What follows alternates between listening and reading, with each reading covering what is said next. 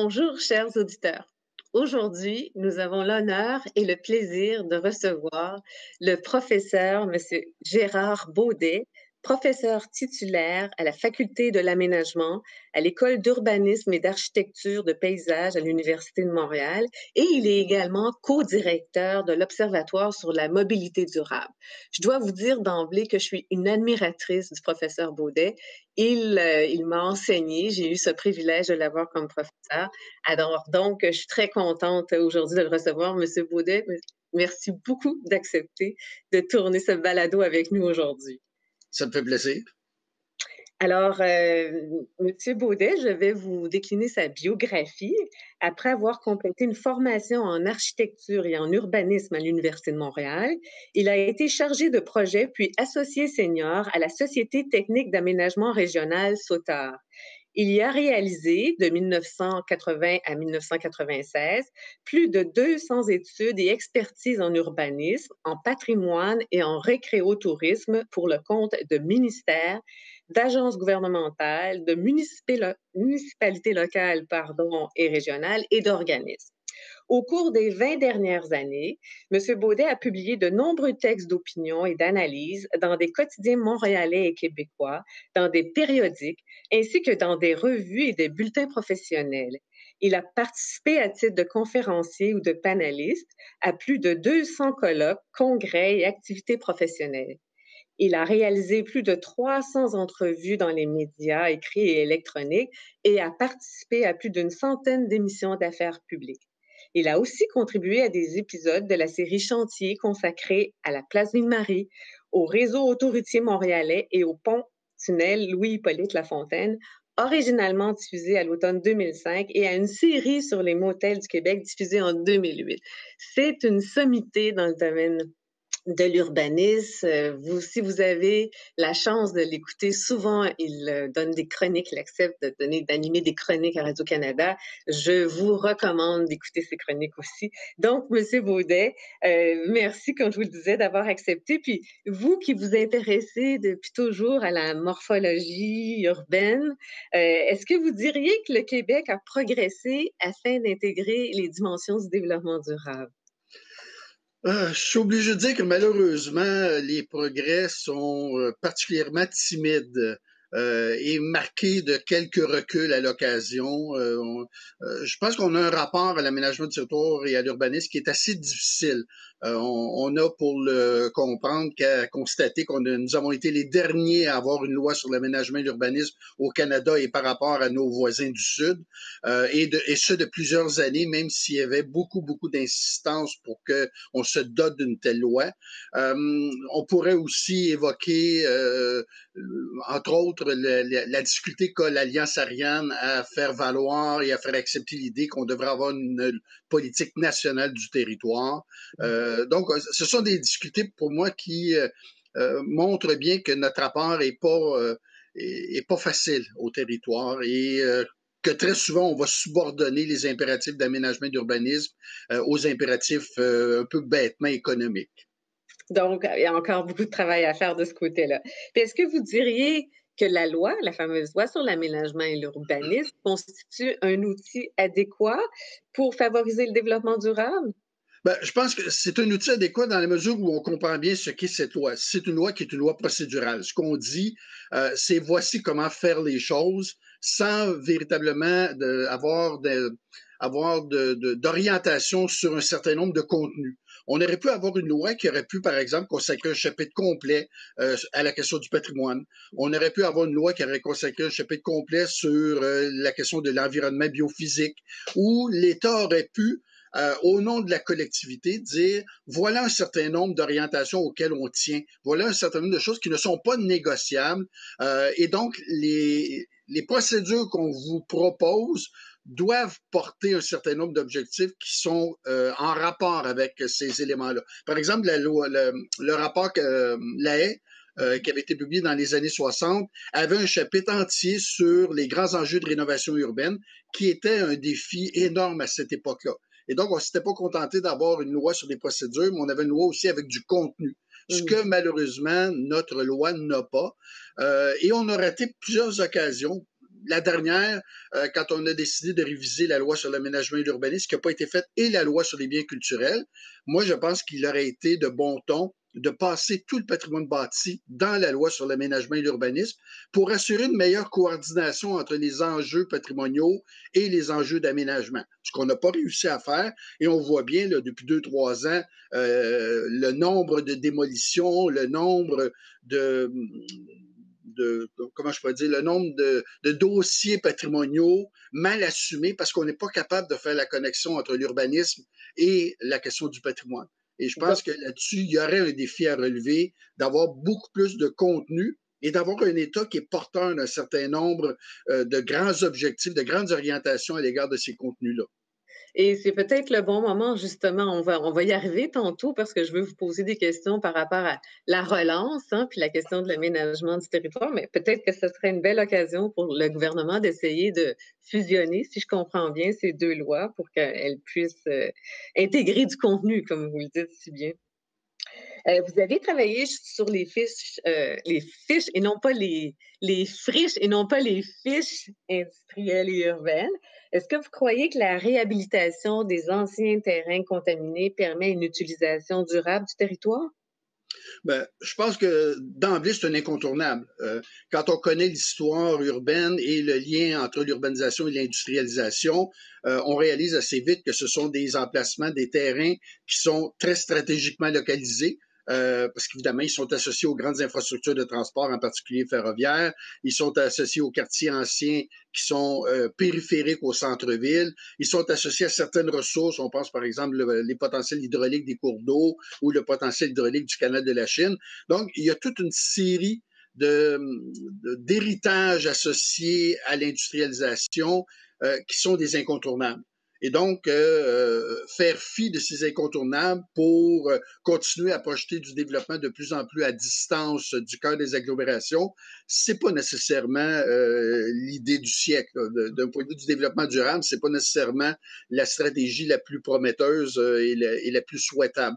Donc oui, il y a là un défi qui est énorme. Vous avez évoqué notamment la contamination des sols. On le sait, elle est importante, elle est extrêmement coûteuse en ressources de toutes sortes quand on veut y remédier, mais ça reste des emplacements de choix, des emplacements de grande importance. Une autre raison, c'est que ce sont souvent des emplacements de grande superficie.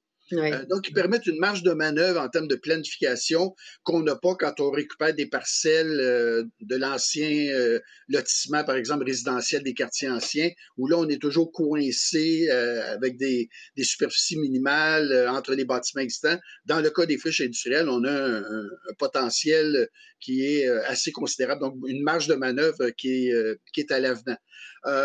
Un élément qui pose problème et auquel on n'a pas toujours su apporter une réponse valable, c'est la question de l'héritage industriel.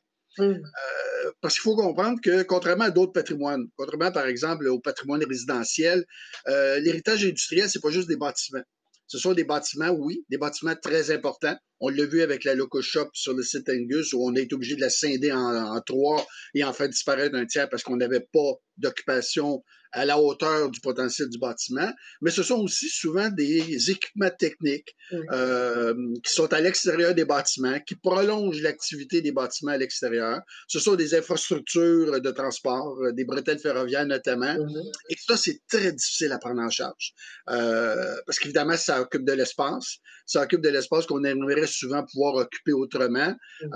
Ce sont des équipements techniques qui, évidemment, peuvent être très coûteux d'entretien. On pense, par exemple, aux équipements de levage et de déplacement des matériaux, des matières ou des équipements lourds à l'extérieur, les ponts roulants.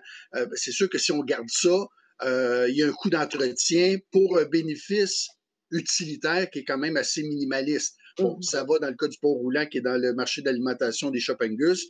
Il est à l'intérieur, les coûts d'entretien sont minimalistes, mais à l'extérieur, ça pose des problèmes. Et ça, on n'a pas vraiment su relever ce défi-là, d'autant qu'à certains endroits, je pense entre autres dans la zone du canal de la Chine, je pense Mmh. entre autres à Valleyfield, je pense à des cas comme Shawinigan. Le patrimoine industriel, c'est une géographie industrielle. C'est pas juste des équipements, des bâtiments, des terrains.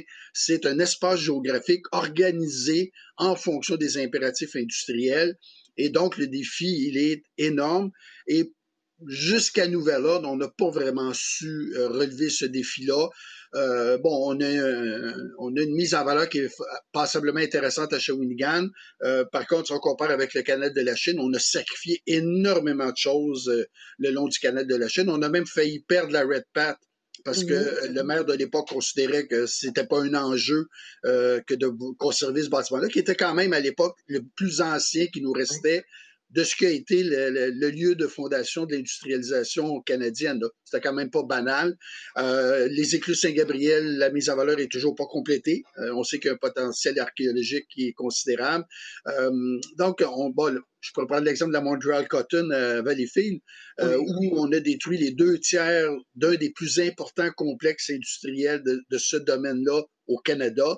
On en a détruit les 2 tiers. Et si on veut comprendre à quel point on n'a pas su relever le défi, il s'agit d'aller à Lowell, par exemple, au Massachusetts, pour voir là une réalisation absolument exemplaire en matière de patrimoine industriel. C'était gigantesque et on a réussi, malgré tout, à faire de ce patrimoine le levier de la redynamisation de cette banlieue lointaine de Boston qui aujourd'hui fonctionne très, très bien. Et c'est vraiment là, extraordinaire ce qu'on a réussi à faire avec le patrimoine industriel. Quand on se compare à ça, évidemment, on réalise qu'on a peut-être raté quelques occasions au Québec, mais ça reste un défi important. Et ça reste un défi d'autant plus important que là, ce qu'on voit émerger, c'est pas le patrimoine de la première et deuxième révolution industrielle, c'est le patrimoine patrimoine avec des guillemets, mais c'est le défi de la réappropriation des espaces industriels d'après-guerre. Le meilleur exemple, c'est ce qui se passe à Ville-Mont-Royal avec le projet Royal-Mont. Ah oui, c'est vrai. C'est le plus ancien parc industriel d'après-guerre dans la région métropolitaine de Montréal, tout à fait caractéristique de ce qui va se faire, ce qui se faisait déjà d'ailleurs aux États-Unis depuis quelques décennies. Et là, on voit bien que cet environnement industriel est un peu désuet. Il y a des entreprises qui préfèrent se relocaliser ailleurs, il y a des modernisations, il y a des manières de produire qui sont différentes. Et là, ces terrains-là commencent à émerger comme potentiels. Et ce qu'on voit, malheureusement, c'est qu'on n'a pas appris les leçons du défi de la première récupération des espaces industriels et on a une planification métropolitaine totalement déficiente dans ce cas-là, où encore une fois, ce sont des promoteurs qui décident qu'est-ce qui est le mieux pour l'ensemble de la collectivité, en essayant surtout de refiler à la collectivité une partie des coûts considérables qui plomberait le projet si le promoteur assumait ces coûts-là lui-même. Assurément, vous avez raison. On a beaucoup parlé, alors c'est très intéressant ce que vous dites parce que on a des entreprises avec des patrimoines industriels, puis il y a beaucoup de nos entreprises là, qui datent du début du siècle précédent. Alors, ça va être intéressant de suivre pour savoir comment ces sites-là, un jour, seront récupérés. Et je pense que nos élus devraient s'inspirer, comme vous le dites, de ce qui s'est fait dans la région de Boston. Et aussi ce qui s'est fait à Hydro-Québec. Parce qu'Hydro-Québec a fait un inventaire systématique de son patrimoine, a adopté une politique du patrimoine. C'est pas parfait. La modernisation des centrales, quand on est passé des systèmes mécaniques à des systèmes électroniques, a eu un coût. On a perdu un certain nombre de choses. Il y a une mise en valeur qui n'est pas toujours à la hauteur de ce qu'on pourrait souhaiter, mais il y a quand même là un exemple d'une entreprise qui a assumé une bonne partie de ce qui est le patrimoine des Québécois. Là. C'est pas juste pas le patrimoine d'Hydro-Québec, c'est notre patrimoine à nous. Bravo. On a beaucoup parlé de consommation locale pendant la pandémie, ça se poursuit encore. Est-ce que vous diriez que l'aménagement de nos territoires actuels favorise l'achat local? Quand on voit les difficultés auxquelles sont confrontées nos artères commerciales dans les petites villes, dans les villages, dans les quartiers des plus grandes villes et de la métropole, je pense pas qu'on ait favorisé l'achat local au cours des dernières décennies. Quand on voit des expériences comme celle du 10-30, quand on voit un projet comme celui du Royal Mount, dont l'aire de chalandise est de plusieurs dizaines de kilomètres, tout simplement parce que la taille de ces équipements-là requiert qu'on balaie des territoires gigantesques pour avoir la masse de consommateurs requise. Et quand on sait que tous ces gens-là, à 90 et beaucoup plus pour cent vont nécessairement se déplacer en voiture, je pense pas qu'on ait relevé convenablement le défi de l'achat local. Évidemment, il y a des types d'équipements, on peut prendre l'exemple d'IKEA, on peut pas avoir des IKEA dans toutes les villes du Québec. On comprend que certains créneaux qui requièrent, à cause de leur spécialisation, des implantations massives qui desservent de grands territoires. Mais quand on joue sur tous les registres de la consommation et qu'on adopte le même pattern, le même patron de déploiement, là, je pense qu'on a un sérieux problème là, de ce point de vue-là. Et ça continue. On continue à implanter des équipements commerciaux qui ne jurent que par une fréquentation en mode autoroutier, en mode automobile. Et évidemment, la situation est difficile à corriger. Ce qui va être intéressant de voir, c'est qu'est-ce qui va se passer dans les prochaines années avec l'achat en ligne. Aux États-Unis, déjà, plusieurs dizaines, voire quelques centaines de centres commerciaux ont fermé ou sont en très mauvais état, avec des taux de vacances qui sont énormes. On en a démoli un bon nombre. On est obligé de recycler ces emplacements-là. Donc, ça va être intéressant de voir si cette vague va nous frapper. C'est déjà commencé en partie. Aux dernières nouvelles, il y avait un centre commercial important à Gatineau qui devait fermer ou qui est probablement déjà fermé. Notre ratio de superficie commerciale par habitant est beaucoup plus faible qu'aux États-Unis, ce qui va peut-être nous épargner ce qui se passe aux États-Unis, mais ça va être intéressant de suivre l'évolution des centres commerciaux dans les prochaines années. Malheureusement, si ça se fait au profit des grandes surfaces et des méga centres, ben, on n'aura rien gagné en retour. En revanche, si ça se fait au profit d'une forme de commerce de proximité, ou du moins en partie, ben, ça sera ça de gagner, notamment en termes de mobilité. Puis, bon, on parle justement de ce que la pandémie peut créer, l'achat local. Vous avez remarqué ou vous avez lu à quel point les centres-villes sont désertés en ce moment. Plusieurs se disent, ben, on va aller vivre en banlieue parce que les gens cherchent toujours des terrains. Ils sont toujours à la recherche d'un terrain pour leur famille, donc veulent se déplacer, aller vivre en banlieue. Donc, il y a un exode. Même en ce moment, le centre-ville de Montréal est assez désert, je vous dirais. Donc, est-ce qu'il y a des exemples d'exode de centre-ville, mais préalablement à une pandémie? Puis pourquoi ça s'est fait? Puis est-ce qu'à ce moment-là, c'est toute la problématique de l'étalement urbain qui a refait surface? Ben, Montréal en est un exemple.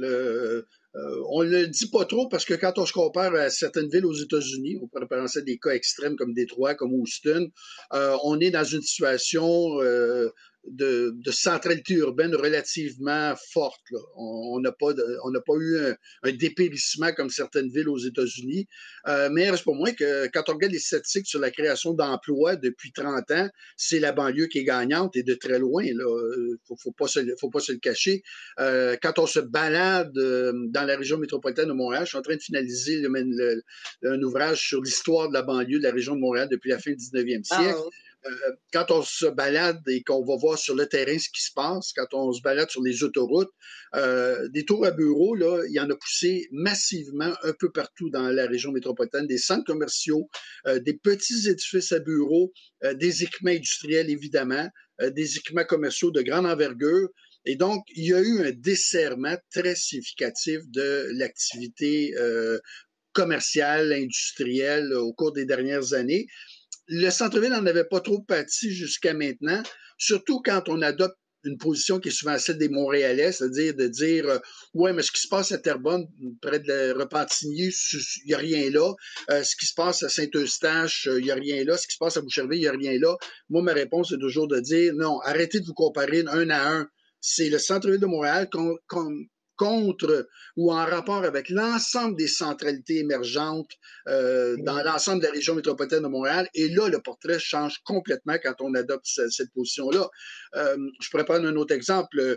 C'est sûr que comparer la place des Arts avec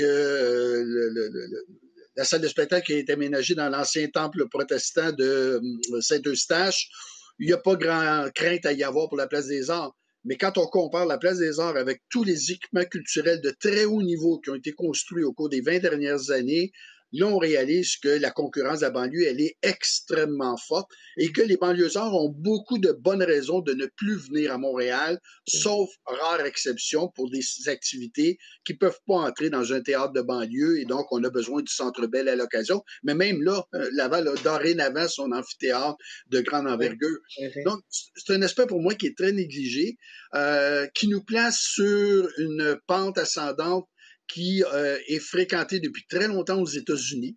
Euh, Jusqu'à nouvel ordre, on était resté un peu à la marge de cette tendance-là, mais quand on regarde les 20, 25, 30 dernières années, on réalise qu'on a emprunté cette voie-là et on continue à l'emprunter.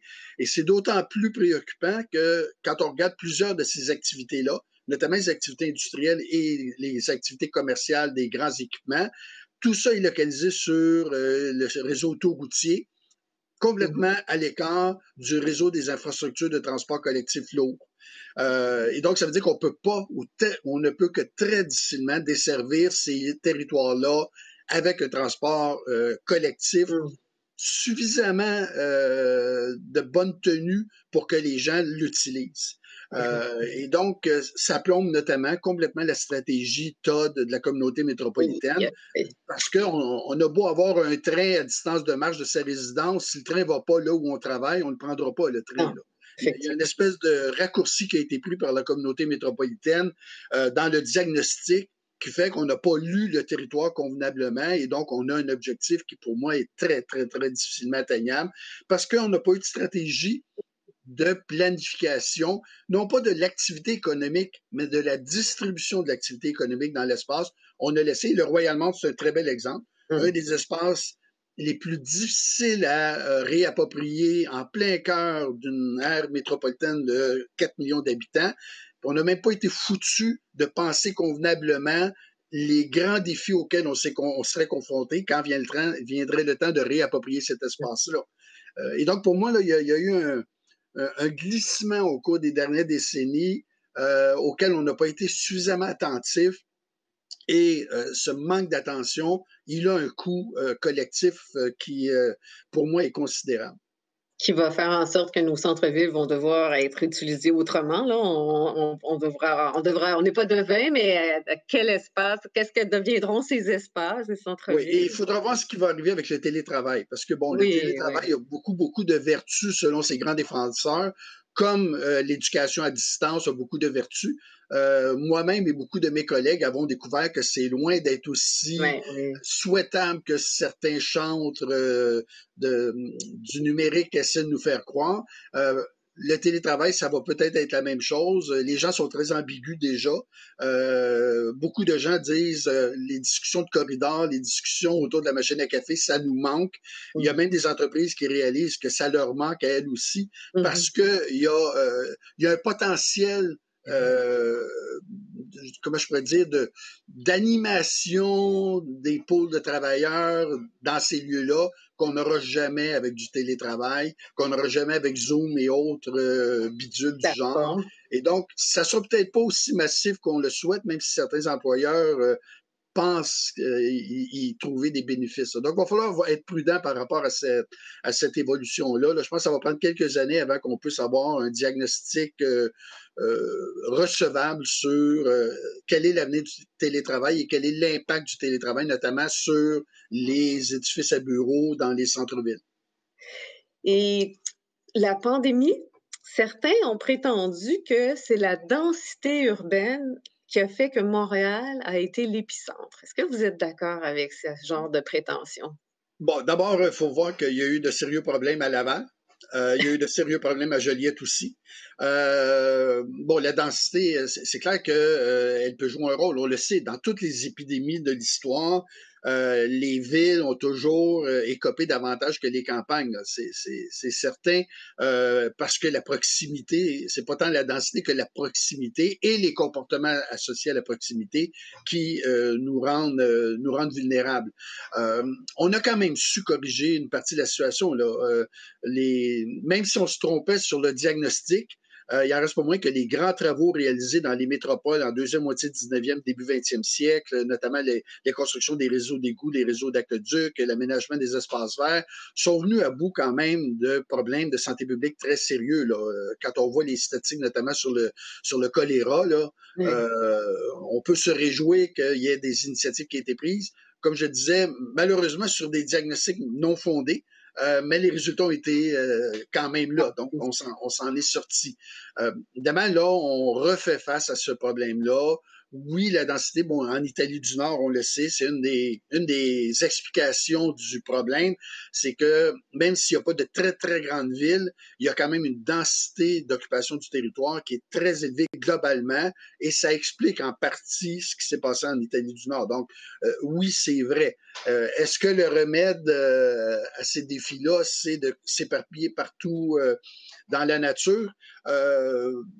Peut-être pour certains, mais ce qui est paradoxal, c'est qu'on nous dit également qu'une des sources de la pandémie, c'est le fait qu'on a trop empiété sur la nature, qu'on a trop bâti de cohabitation entre la nature et nous-mêmes, et donc que nous avons créé par l'étalement urbain interposé les interfaces qui favorisent l'émergence de maladies. Et ça, il y a des environnementalistes et des spécialistes des grandes épidémies qui nous le disent depuis des années.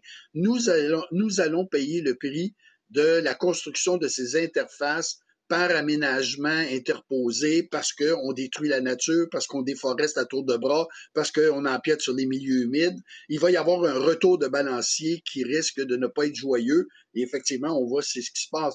Donc, ceux qui nous disent, ouais, mais la densité est nocive, il faudrait s'éparpiller. Ce que Jean-Jacques Rousseau avait dit d'ailleurs quand il s'est prononcé sur le dossier de la destruction de la ville de Lisbonne. Il avait dit s'il y avait moins de gens empilés sur de ce petit territoire, il n'y aurait pas eu de catastrophe. Bon, plusieurs aujourd'hui adopteraient ou adoptent un point de vue similaire, mais il y a des conséquences à l'éparpillement qui sont loin d'être négligeables de ce point de vue-là. C'est fascinant. On pourrait poursuivre sur ce sujet-là, mais je vais passer à une autre question. Comment, parce que vous êtes co-directeur de l'Observatoire sur la mobilité durable, quelles sont, selon vous, les transformations que vous anticipez à court terme puis à moyen terme dans le domaine du transport? C'est le domaine, on le répète, hein, c'est le secteur où les émissions de gaz à effet de serre sont les plus élevées. Comment vous vous projetez dans l'avenir sur cette question de la mobilité durable? Êtes-vous un peu optimiste? Euh, un peu optimiste, disons. C'est difficile d'être très optimiste. C'est difficile parce que ce sont des comportements qui sont tellement ancrés en nous, qui sont tellement pas réfléchis, malgré tout ce qu'on raconte. Il n'y a qu'à regarder la publicité sur les voitures pour voir à quel point on ne nous vend pas un moyen de déplacement, on nous vend du rêve, on nous vend de l'utopie, on nous vend tout sauf un moyen de transport convenable à des environnements urbains. Là. Donc, il y a énormément de chemin à faire, et d'autant plus qu'en Amérique du Nord, on a surinvesti ces dimensions-là du rapport à l'automobile par rapport aux Européens. On le sait, les taux de possession automobile en Europe ont considérablement augmenté au cours des dernières années, mais le mode d'utilisation de l'automobile n'est pas tout à fait le même. On a un rapport au transport collectif qui est plus facilement valorisable que en ce qui nous concerne. Donc, c'est une question d'habitude. C'est une question d'habitude aussi qui est reliée à toutes sortes d'autres comportements. Bon, par exemple, commander en ligne et s'attendre à avoir le produit à la porte le lendemain, ben, ça fait que des camions se baladent en ville à moitié vide ou à moitié plein.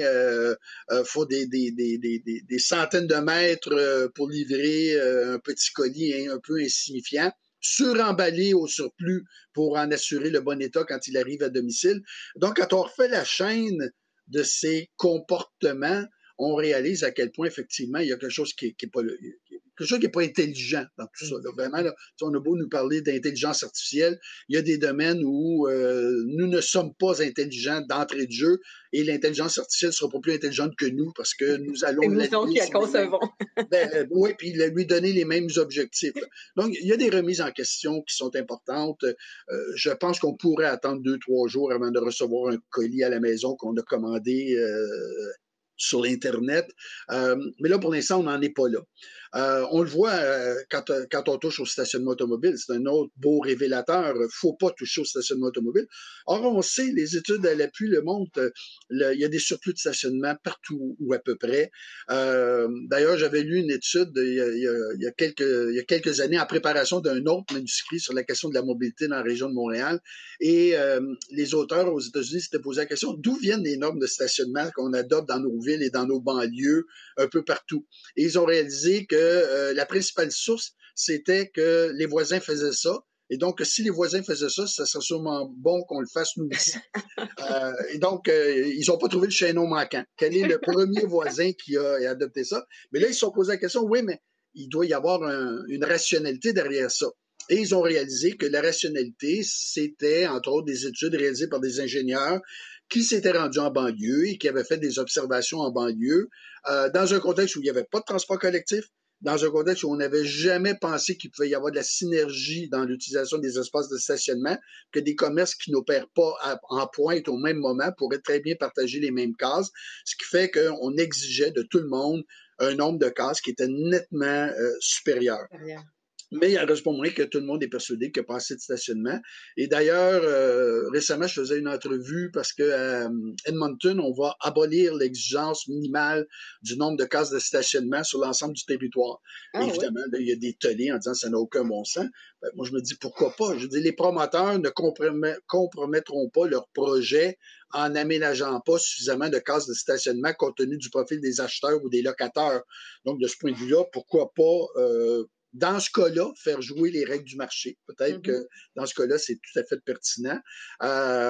Ça peut poser des problèmes. Peut-être, effectivement, que la deuxième génération d'acheteurs ou de locataires pourrait ne pas être au rendez-vous parce que les attentes sont hautes, mais il reste pour moi que c'est une façon de s'attaquer à un problème parce qu'on le sait, les politiques de passage modal de l'automobile privée au transport collectif ont d'autant plus de chances de réussir qu'on s'attaque au stationnement à destination. Tant qu'il va y avoir abondance de stationnement à destination, les gens ne sortiront pas de leur voiture. Il faut les sortir de leur voiture et c'est une des façons de faire. Ça ne veut pas dire que ça réussit à tout coup. Ça ne veut pas dire qu'il n'y a pas des automobilistes coriaces qui vont s'entêter et qui vont pester contre la diminution du nombre de cases de stationnement, mais c'est une des avenues. L'autre avenue, ben, c'est ce que j'ai évoqué tantôt, puis malheureusement, on a raté le bateau. Là, il est un peu tard pour réagir. C'est le fait d'avoir laissé l'activité industrielle et commerciale s'installer au gré des promoteurs, totalement éparpillés, essentiellement en mode autoroutier. On a complètement plombé le potentiel de développement du transport collectif en faisant ça. On a beau me dire, oui, mais dans le parc industriel de Saint-Laurent, dans le pôle industriel de Saint-Laurent, il y a une station REM. D'abord, ce n'est pas un pôle industriel, c'est un territoire qui est plus vaste que la plupart des municipalités de la région métropolitaine de Montréal. Il va y avoir une station REM à cet endroit-là. Je ne vois pas comment on pourrait, sur cette base-là, s'attendre à ce qu'il y ait un report massif de déplacement de l'automobile vers le transport collectif. Le territoire est à très basse densité, avec probablement des heures de travail qui sont très, très diversifiées. Les distances de marche par rapport à la station ne desservent qu'une très, très faible proportion de l'emploi.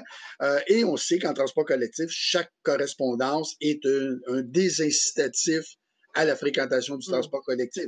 Donc, quand on aligne ces planètes-là, on est mal parti. Puis, mais est-ce que, parce que vous parlez des parcs industriels, patrimoine industriel, il me semble qu'une des raisons, là, c'était parce que justement, les municipalités ou même les entreprises étaient soucieuses de toute cette question des troubles de voisinage en disant si on est trop près du centre, ben, on va avoir des plaintes de nuisances. Donc, il faut se mettre en retrait, c'est une chose. Et aussi, ben, l'accès aux bretelles de sortie, si on peut dire, là, aux autoroutes pour les entreprises, que la marchandise puisse sortir rapidement, c'était aussi un objectif. Mais vous dites, est-ce que vous pensez que ça peut effectivement être un élément qui justifie ça? Qui justifie qu'on se soit installé un peu en retrait des centres? Ben, c'est une transformation d'abord qui est beaucoup plus ancienne qu'on le comprend en règle générale. Une des premières délocalisations de ce type-là, ça s'est produit aux États-Unis en banlieue de Détroit. C'est Ford qui avait une commande de produire du matériel militaire et qui avait décidé de s'installer à la campagne parce que Ford avait un rapport très, très difficile avec la ville. Il faisait partie de ces élites aux États-Unis qui rejettent la ville, qui rejettent la densité. Il avait même créé des sous-pôles pour déployer une partie de la production dans des petits équipements associés à des villages. Ça n'a pas fonctionné, la logistique était trop coûteuse, mais il y avait un rapport à la ville qui expliquait ça. Donc, les justifications technologiques, bon, les chaînes de montage, le camionnage, les justifications de type il faut pas trop nuire à l'environnement, oui, ça a joué, mais il y a des aspects qui sont carrément idéologiques dans le rapport au territoire qui expliquent la déconcentration industrielle telle qu'elle s'est vécue aux États-Unis dès le début du 20e siècle. On parle de commandes qui avaient été passées à Ford, je pense, en 1917. Là. Donc, c'est ancien. Nous avons vécu ça après la Deuxième Guerre mondiale, mais les racines sont beaucoup plus profondes. Donc, oui, il y a des aspects de rationalité logistique, mais il y a d'autres aspects qui sont de l'ordre de l'idéologie, au même titre que le développement pavillonnaire par rapport aux villes denses. On n'est pas dans une rationalité pure et simple. On est dans quelque chose qui est beaucoup plus complexe. Maintenant, est-ce que les besoins des entreprises qui justifieraient une délocalisation à l'extérieur des quartiers centraux, notamment parce que les chaînes de montage sont passées de la verticale à l'horizontale. On a besoin de grandes superficies, un étage seulement. Est-ce que ça devait se faire selon les modes qu'on a privilégiés? Est-ce que ça devait se faire en excluant complètement le rapport au ferroviaire? Est-ce que c'était justifié d'abandonner systématiquement le transport des marchandises en mode ferroviaire? Là, il y a des questions auxquelles on pourrait apporter des réponses et qui nous permettraient de comprendre pourquoi on est si dépendant du mode routier maintenant. Là. Je pense qu'il y a des occasions qu'on a ratées de faire les choses autrement, même si c'était peut-être inévitable qu'il y ait une délocalisation et un passage des lieux de production, par exemple, de la verticale vers l'horizontale. Il y a quand même des aspects qui auraient pu être traités autrement. Est-ce que les urbanistes que vous formez à l'université, est-ce que vous pensez qu'ils peuvent contribuer à la lutte contre les changements climatiques? Mais je pense qu'on a tous quelque chose à apporter contre les changements climatiques. Ce qui est intéressant depuis un certain nombre d'années, c'est qu'on a redécouvert ce qu'on avait exploré en deuxième moitié du 19e siècle en particulier, c'est l'importance des causes environnementales des problèmes de toutes sortes auxquels on est confronté, et notamment des problèmes de santé publique. La médecine était à peu près impuissante face aux grandes épidémies et à d'autres maladies du type tuberculose avant le début du 20e siècle.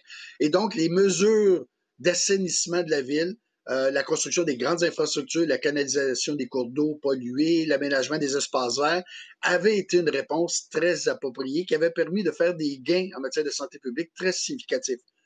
Les avancées spectaculaires de la médecine à côté du début du 20e siècle ont permis aux médecins de dire, bon, mais maintenant, les urbanistes, les aménagistes, les ingénieurs civils, vous avez fait ce que vous aviez à faire, maintenant on prend le relais, on n'a plus besoin de vous. Et on a complètement balayé du revers de la main dans le domaine de la santé publique les causes environnementales.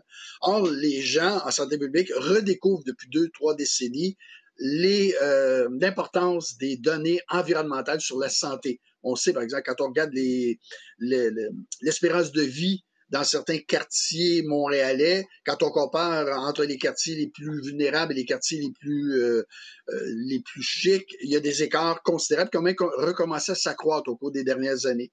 Et donc, on renoue avec cette question-là. Évidemment, si on renoue avec les questions environnementales, on va renouer avec les apports des urbanistes, des architectes paysagistes, des architectes, des ingénieurs civils, par définition. Et donc, je pense qu'il y a là un beau défi à relever pour les gens. Évidemment, il y a aussi d'autres créneaux. On pense entre autres à l'économie circulaire. Ouais, On pense entre autres justement à l'impératif du transport durable, du transport éco-responsable. Ce sont des créneaux qui sont investis par les générations montantes en urbanisme. Et la redécouverte des déterminants environnementaux, je pense que c'est une bonne nouvelle de ce point de vue-là, parce que c'est une justification de plus pour faire les choses autrement. Êtes-vous optimiste sur le développement des villes? les villes nous ont montré, ça fait quand même 6 millénaires hein, qu'il y a des villes. Les villes nous ont montré qu'elles ont une résilience qui est étonnante. Plusieurs villes ont été confrontées à des catastrophes épouvantables. Elles ont connu une renaissance parfois spectaculaire. On sait que les défis sont énormes. La remontée des océans, par exemple, compromet l'avenir de beaucoup de villes, y compris des métropoles comme New York, qu'on a longtemps cru au-dessus de ces choses-là. Si on revient sur New York, la ville est en faillite technique complète dans les années 70. Personne à l'époque aurait pu imaginer que New York redeviendrait ce qu'elle est aujourd'hui. Donc, de ce point de vue-là, je pense que les villes comme organismes d'une très, très grande complexité sur lesquels on a relativement peu d'emprise. Changer le destin d'une ville, c'est un défi qui n'est pas à la portée de nos capacités d'agir. C'est trop complexe. Il y a une inertie inhérente à la ville et je pense que ça va continuer à jouer au profit d'une forme de pérennité. C'est clair que les villes vont devoir s'adapter, c'est clair que les villes vont devoir modifier un certain nombre c'est-à-dire que nous allons devoir modifier un certain nombre de choses.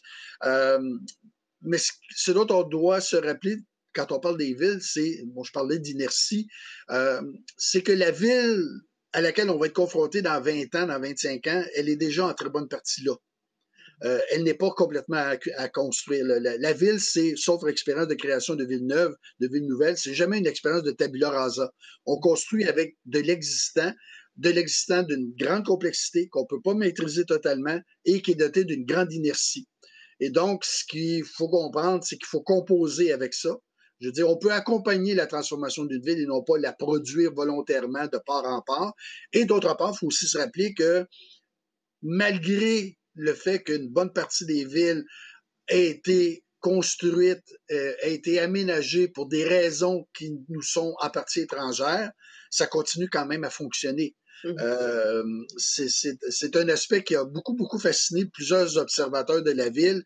Quand on va en Europe, par exemple, on est toujours fasciné de voir des places publiques aménagées à la Renaissance qui constituent encore le cœur des agglomérations et qui continuent à fonctionner de manière absolument spectaculaire.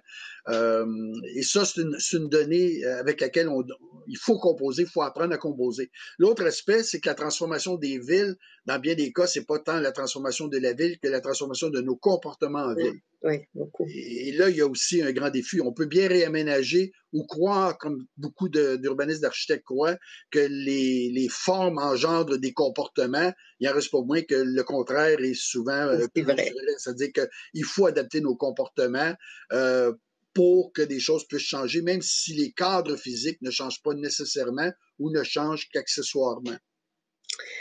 Fascinant.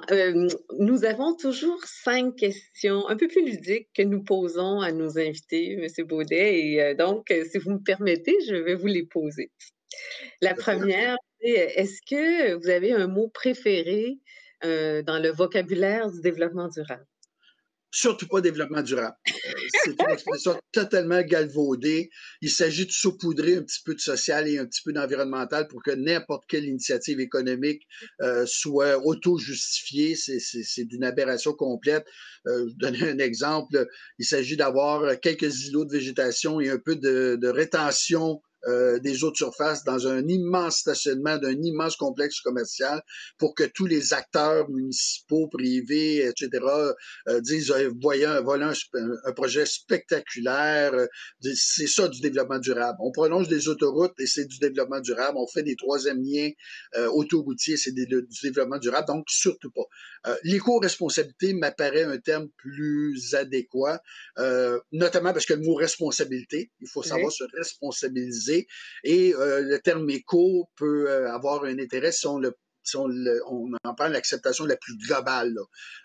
Donc, les écosystèmes dont nous sommes, et donc nous devons être responsables à l'égard de l'ensemble des composantes des écosystèmes qui sont des systèmes en équilibre instable, mais également fragiles. Et pour moi, l'éco-responsabilité est beaucoup plus intéressante. Le développement durable, c'est comme les certifications. Les certifications, c'est un business. On le sait, en matière de business, les clients ont toujours raison. Donc, les certifications valent ce qu'elles valent dans un contexte où le client a toujours raison. Oui, dans la mesure où il arrive à atteindre un objectif. Hein. Est-ce qu'il y a une personne que vous admirez dans le domaine de l'éco-responsabilité, tiens? Pour pas Ben, utiliser l'expression développement durable. oui, je vais reculer au début du 20e siècle. C'est Patrick Gaddès, qui Mmh. est un Écossais, biologiste de formation au départ, qui est un urbaniste, qui avait aussi un peu de sociologue dans l'âme, qui est quelqu'un qui a pensé le territoire, qui a pensé la ville sur 3 points d'appui: l'activité, le territoire et les populations. Certains prétendent qu'il est le père fondateur du triptyque du développement durable. Donc, une réflexion qui a beaucoup été influencée par notamment sa formation de biologiste. Il avait une compréhension des choses dans une perspective très dynamique, très intégrée, où chaque composante avait sa place. C'est un peu un hurluberlu, mais quelqu'un Un qui était avant-gardiste, hein? carrément avant-gardiste. Il était pour la consultation publique, il était pour la responsabilité citoyenne. Au début du 20e siècle, c'était quand même chose assez rare.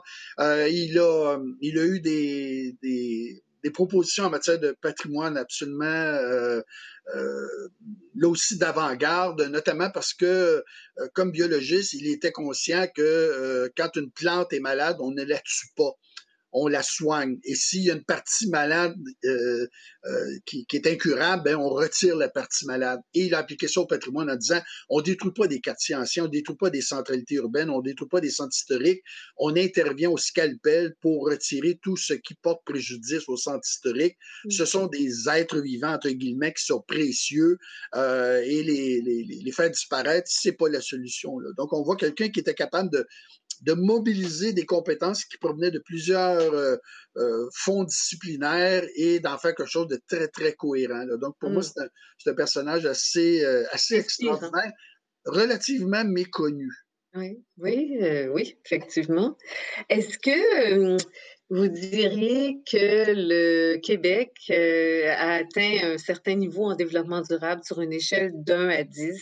Quel chiffre vous donneriez? Ah, j'aurais beaucoup de difficulté à aller au-delà de 5. Oui. Parce qu'il y a trop d'incohérences. Mmh. On peut faire quelque chose de très, très valable, de très souhaitable, et le lendemain, on fait exactement le contraire.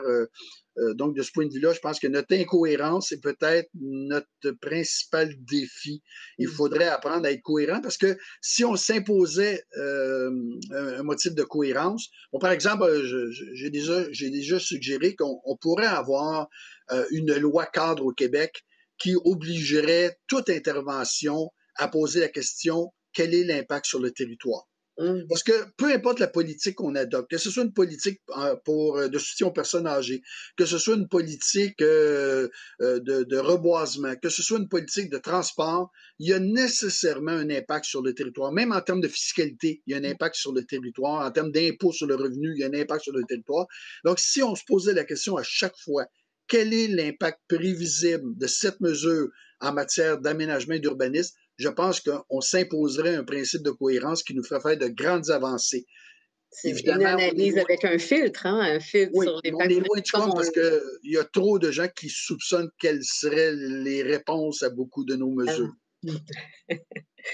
selon vous, quelle est la plus grande fierté du Québec en développement durable? La plus grande fierté du Québec en développement durable. Difficile à dire, hein? Je pense qu'on a établi un rapport à l'eau Mmh. qui, par petites mesures interposées, nous a permis de grandes avancées. Bon, notamment toute la question de l'épuration, c'était pas nécessairement pensé en mode systémique, c'était pas nécessairement pensé en relation avec les opportunités de loisirs qui redeviendraient disponibles à partir du moment où nos cours d'eau seraient plus fréquentables et tout ça. Je pense que notre rapport à l'eau s'est passablement assaini, sans mauvais jeu de mots, au cours des dernières décennies, et un peu au gré d'initiatives qui n'étaient pas toujours en cohérence souhaitée ou en cohérence établie dans le jeu. Je pense que de ce point de vue-là, on a fait des choses intéressantes. Malheureusement, euh, on a laissé passer, on a laissé échapper, on a laissé tomber le projet Archipel, Oui. qui pour moi était une des grandes réalisations qui nous aurait permis de complètement construire sur un autre mode notre rapport à la confluence montréalaise si on n'avait pas laissé tomber ce projet-là. pour des raisons qui sont pas toujours très valables. Bon, je comprends qu'on ait remis en question l'aspect production hydroélectrique, mais c'est beaucoup le résultat de guéguerres de responsabilités entre différents ministères et différents organismes qui nous a empêché de réaliser un projet qui était carrément d'avant-garde à l'époque. Aujourd'hui, c'est le genre d'initiative qu'on voit un peu partout, là, par exemple en Europe, mais à l'époque, à l'échelle occidentale, c'était un projet d'avant-garde de la fin des années 70-80 qu'on n'a pas su mener à terme. Il me semble que la CMM vient de sortir sa politique, de l'eau qu'elle a nommée Archipel, si je me souviens bien. Mais bon, on pourra aller retrouver ça, voir s'il n'y a pas des analogies à faire avec ce qui s'était fait à l'époque. Puis notre dernière question, qui est très amusante, c'est entre, une plante, un arbre ou un animal, si vous aviez à vous réincarner, qu'est-ce que vous choisiriez? Ah, ben, c'est facile. Un castor, parce qu'il construit, il aménage. Ah, c'est bien! Donc, ça rejoint mes deux formations en architecture et en urbanisme. Et ça rejoint des préoccupations environnementales parce que le castor modifie l'environnement, modifie parfois de manière spectaculaire l'environnement. Et le castor sait saisir des belles opportunités. Bon, par exemple, une belle conduite sous une route du ministère des Transports est un goulot d'étranglement qui peut être fort utile au castor pour créer son étang. Ah, c'est extraordinaire. C'est tellement un plaisir de vous avoir. Comme je vous dis, je vous écoute chaque fois que je peux dans vos chroniques radio, mais je me dis à quand un jour des émissions de télé hein, sur le patrimoine? Ce serait intéressant. Alors, j'espère qu'on aura ce bonheur-là de pouvoir vous entendre plus souvent. Puis, c'était vraiment un grand plaisir, un grand honneur de vous avoir. Comme vous voyez, chers auditeurs, comme vous l'avez entendu, le professeur Baudet a une culture horizontale immense de toutes les questions reliées à l'aménagement du territoire. Je vous dis merci beaucoup, Monsieur Ben, merci François, pour l'invitation. et au plaisir. Plaisir.